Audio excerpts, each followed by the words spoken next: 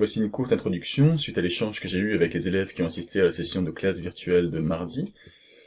pour introduire la séquence numéro 9 sur épidémie et littérature. Alors j'ai demandé aux élèves présents, qui suivaient la séance, ce qu'ils pensaient de la façon dont l'épidémie avait pu révéler la nature humaine,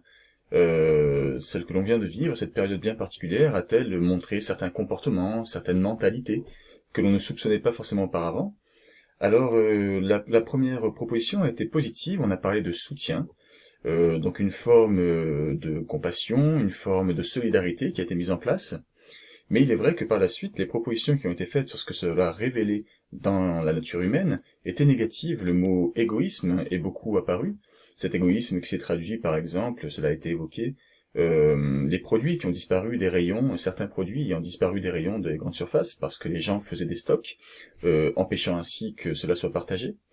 Le rejet de l'autre, alors qui a été évoqué à travers un autre événement, peut-être différent du coronavirus, mais en tout cas ce principe d'une forme de rejet, de repli sur soi, qui a été observé, selon vos camarades, dans leur proposition,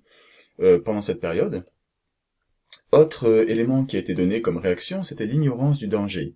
Le fait que les mesures de sécurité, les préconisations, les conseils donnés et toutes les règles qui devaient être appliquées ne l'étaient pas forcément,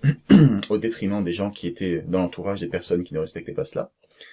Et on a eu donc ce jugement également d'un manque de maturité, c'est-à-dire des personnes qui ne se conduisaient pas de façon responsable, qui manquaient de ténacité face à la situation et qui relâchaient leurs efforts malgré la situation telle que ça a été perçu. Pour finir, ça a été peut-être le jugement le plus sévère, on va dire, c'était vraiment un jugement lié à la bêtise sur des comportements qui,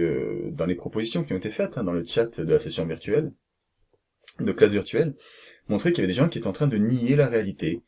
comme s'il n'y avait rien, comme si rien ne se passait, et ça fait partie des choses qui ont été soulignées là à plusieurs reprises dans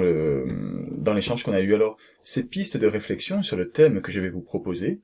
pourront vous inspirer pour aborder le premier texte, par exemple. Vous verrez si les auteurs que je vais vous proposer d'étudier vont dans votre sens ou proposent une autre vision de ce lien entre ce que révèle l'épidémie dans la nature humaine. Voilà.